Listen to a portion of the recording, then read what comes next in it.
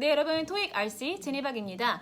저희 오늘은 토익 RC 파트 5의 문제 유형별로 어떻게 오답 노트를 만들지를 제가 정리해 드릴 겁니다. 자, 첫 번째 문제를 보시고서 ABCD 보기를 보셔야 돼요. 보기를 보시고서 이 문제가 어떤 유형인지 파악하실 건데요. 자, 이 유형 같은 경우는 단어를 보니까 어떻게 생겼습니까? 그쵸? 한 단어에 지금 꼬리만 다른 문제인 거 아시겠죠? 그쵸? 이런 문제는 단순하게 품사 문제를 묻는 문제가 돼서 품사 문제 같은 경우 답이 우리 4개 중에 1개인 거를 말씀을 드렸습니다. 그래서 명사거나 동사거나 형용사거나 부사거나, 그죠? 그래서 우리가 수업 시간에는 제가 요거 문제를 명동형부 문제라고 말씀을 드리고 있어요. 맞죠? 자, 그래서 품사 문제, 명동형부 문제 같은 경우는 자, 빈칸 앞뒤가 가장 중요한 문제가 됩니다. 그래서 요거 틀렸다. 그런 경우는 다 옮겨 적지 마시고요. 최대 맥시멈 빈칸 주변에 5단어까지만 쓰면 됩니다. 자, 얘 같은 경우는 전체 옮겨 적는 거 아니에요. 특히 보기 다 적는 거 아니에요. 그거 아니고요. 앞에 주어 미스터 박부터 빈칸 뒤에 ask 동사 그 다음에 목적어까지만 적으시면 충분하시겠습니다. 그래서 여기부터 여기까지를 개인 노트가 이렇게 네모나게 있을 거 아니에요. 노트를 개인적으로 저는 반을 접는 거를 추천해 드릴게요. 자, 반을 접어서 이제 왼쪽부터 하나씩 이렇게 채워 나가시는 거죠. 그렇죠? 그래서 이렇게 1번 문제에서는 지금 여기서 노란 색깔로 요 정도만 옮겨 적으시면 됩니다. 알겠죠? 자, 옮겨 적으시고요. 이제 어떻게 리뷰할 거냐? 자, 정답 단어를 빈칸에 그대로 갖다 적으세요. 자, 적으실 땐 여러분 이 문제 답이 B번인데 자, 요거 적으실 때 B라고 적는 게 아니고요. 그게 아니고 이 B에 있는 단어 자체를 usually를 그대로 갖다 집어넣으시면 되시겠습니다. 알겠죠?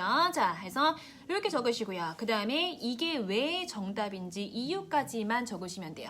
예를 들면 이 문제 같은 경우는 빈칸 뒤에 동사를 꾸며주기 때문에 동사를 꾸며주는 게 뭡니까? 부사죠. 그래서 부사는 뭐 동사 수식 요 정도로 자, 저는 지금 패드가 세워져 있기 때문에 예쁘게 쓸 수 없지만 여러분은 반드시 예쁘게 나중에 누가 봐도 알아볼 수 있게 쓰는 게 되게 중요하실 거예요. 자, 좋습니다. 그렇게 이유 적으시고요. 그 다음에 마지막으로는 내가 쓴 오답을 따로 적으셔야 돼요. 그래서 이 A, B, C 다 쓰는 게 아니고요. 여기 아래쪽에다가 내가 쓴 오답을 적으시고 그 오답이 왜 오답인지까지는 작성을 하셔야겠습니다.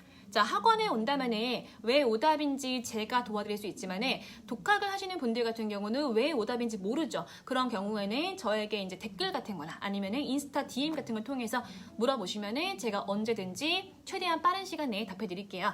자, 그래서 이렇게 정도까지만 품사 문제는 그래서 이렇게 품사 문제는 정리하시면 되시겠습니다. 다음 유형 가시죠. 네, 두 번째 유형 보시죠. 두 번째 유형은 자, ABCD 보기를 볼게요. 자, 보기를 보고서 마찬가지 무슨 문제인지 볼 건데 자, 이건 여러분 품사 문제가 아니고요. 이거 문법 문제에 해당합니다. 문법 문제인지 어떻게 아나요? 일단 기본적으로 여러분 토익 책에 보시면은 이렇게 나와 있어요.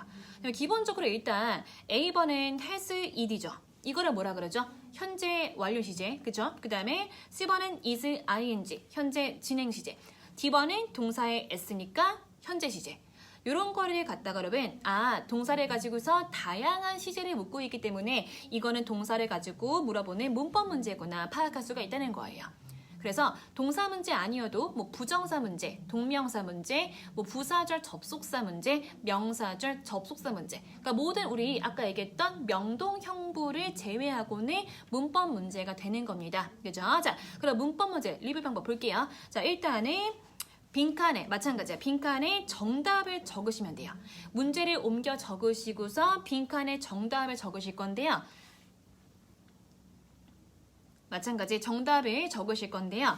그리고 정답을 적은 다음에 항상 이유를 적거나 아니면은 근거를 표시하시면 됩니다. 예를 들면 여러분 문법 문제 같은 경우는 항상 왜 동명사가 답인지 왜 부정사가 답인지 왜 현재 시제가 답인지 왜 현재 완료가 답인지 근거가 있거든요. 예를 들면 이 문제 같은 경우는 저 뒤에 뭐가 있습니까? For the last 15 years 지난 15년 동안 이란 거는 15년 전부터 어때요? 현재까지 뭔가 쭉 이어온 뉘앙스죠. 이렇게 과거부터 지금까지 현재까지 이어온 시간의 흐름을 갖다가 우리는 현재 완료 시제라고 합니다. 그래서 이 문제는 단서가 뭐였습니까? For the last 15 years를 보고서 현재 완료를 정답으로 가는 유형이었죠.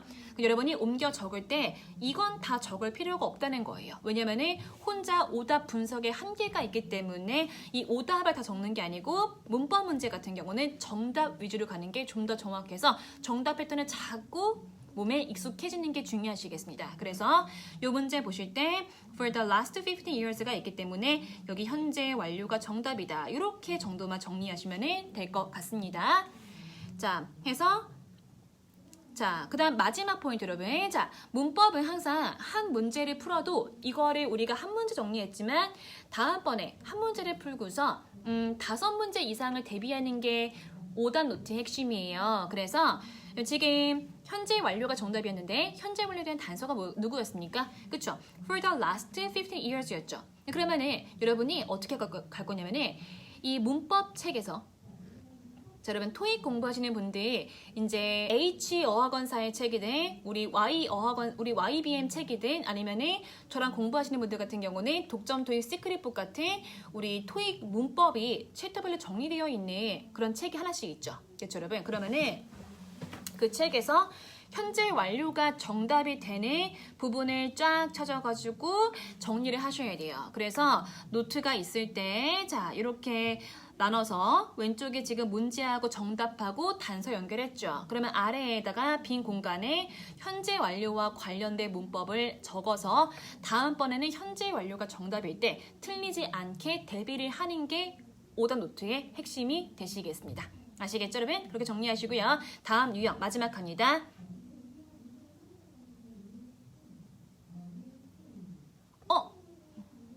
그러면 내가 쓴 오답은 어떻게 합니까? 그러면 내가 쓴 오답은요. 내가 학원을 아드랑 같아요. 내가 학원을 다닐 경우는 저한테 와서 물어보시면 돼요. 이거는 왜 안 돼요? 이런 식으로. 그렇지만 혼자 공부할 경우는 물어볼 곳이 없기 때문에 저에게 인스타 DM을 보내시거나 아니면 리플 달아주시면 제가 빠른 시간 내에 확인하자마자 답변을 드리겠습니다. 마지막 유형 갈게요.